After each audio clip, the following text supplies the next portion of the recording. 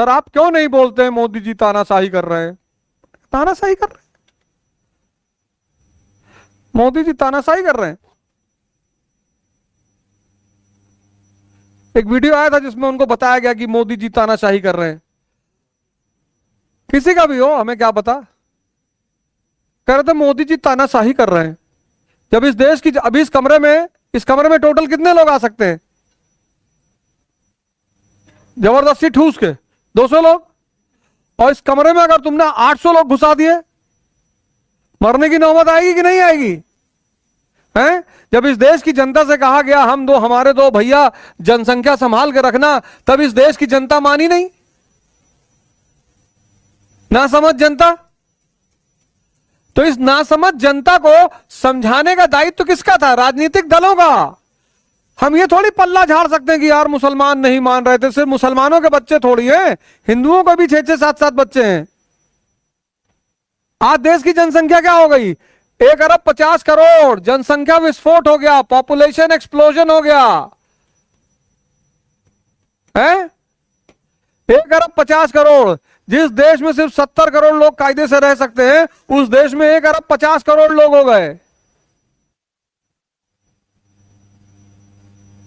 तो पहली गलती किसकी? जनता की। उसको नहीं देखोगे, सिर्फ मोदी जी को तानाशाह बोलोगे। जनता की जिम्मेदारी नहीं थी। और चलो नासमझ थी जनता, इनोसेंट थी जनता, नहीं जान पाई, तो बाकी राजनीतिक दलों को जनता को समझाना चाहिए था कि नहीं समझाना चाहिए था कि भैया जनसंख्या बढ़ रही है, हम अस्पताल, हॉस्पिटल, नौकरी नहीं दे पाएंगे। तब तो वोट के डर के मारे कोई कुछ बोला नहीं कि करो पैदा करो पैदा, वोट हमको देना, हाँ आपको देंगे। मोदी को तानाशाह कह रहे हैं। आज कहीं भारतीयता दिखाई पड़ती है?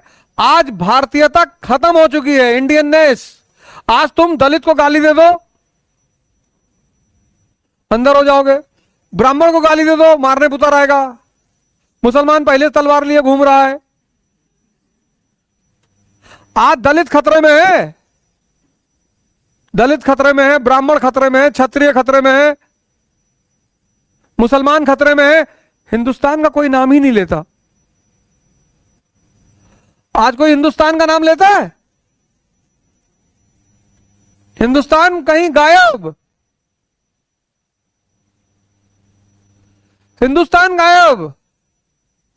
कितनी विखंडता, कितना डिवीजन पैदा कर दिया। यह सब अगले पिछले 5-6 साल में हुआ है।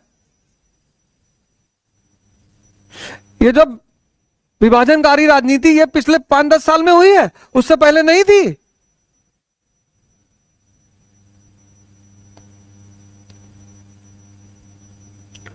और मोदी तो 14 में आए सत्ता में। इकोनॉमी का बेसिक रिफॉर्म्स क्यों नहीं किया? Basic reforms in economy, industrialisation क्यों नहीं किया? किसने रोक रखा था?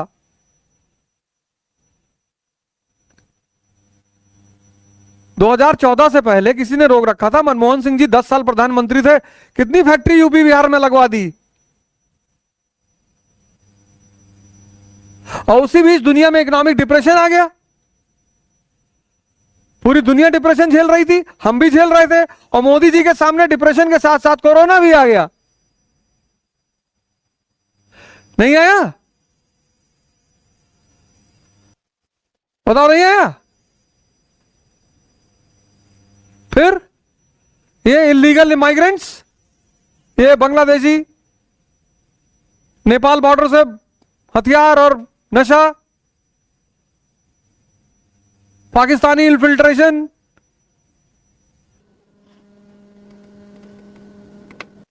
जब सब कुछ बिगड़ गया, तो वो ऑपरेशन नहीं करेगा, कीमो नहीं देगा। अब जब मोदी जी कोई कीमो दे रहे हैं, ऑपरेशन कर रहे हैं, तो कह रहे तानाशाही हो गया। भैया भैया चारों तरफ तानाशाही चल रहा है। कैसे बोलते थे लोग इस देश में? स्टेटमेंट सुनो 2014 से पहले लोगों का स्टेटमेंट। मैं भारत के संविधान को नहीं मानता। मौलाना बुखारी ने जामा मस्जिद में कहा था, हाँ मैं पाकिस्तान का एजेंट हूं, जिसको जो बिगाड़ना हो बिगाड़ ले। अब बोले कोई, अब बोलो, कोई तानाशाही वाही नहीं है, चीजें हाथ से बाहर निकल चुकी थी। देखने का पर्सपेक्टिव है सब कुछ।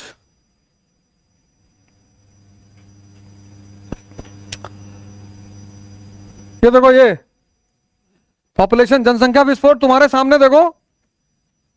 शमशान घाट में लाइन लगी हुई है, है परसों लाना। अरे भैया इतनी गर्मी में परसों कहां लाएंगे? ये इंडिया को गाली दो, कोई नहीं बोलेगा। विभाजनकारी ताकतें इतनी मजबूत हो गई हैं, और ये अभी शुरू हुई है। ये इकोनॉमी का बेसिक रिफॉर्म्स 2014 से पहले नहीं हो सकता था, मोदी ने रोक रखा था। ये हमारे पड़ोसी हथियार, फेक करेंसी, ड्रग्स भारत में डंप कर रहे थे। बांग्लादेशी घुस गए, पूरे भारत में बसे हुए हैं। ये सब मोदी ने किया है। और सबसे बड़ी चीज, सबसे बड़ी जिसको मोदी गवर्नमेंट ने कंट्रोल किया, राजनीति का अपराधीकरण। ये चारों तरफ जो बड़े बड़े माफिया बाहुबली डॉन बैठे हुए हैं, ये 2014 से बाहर आए हैं सब।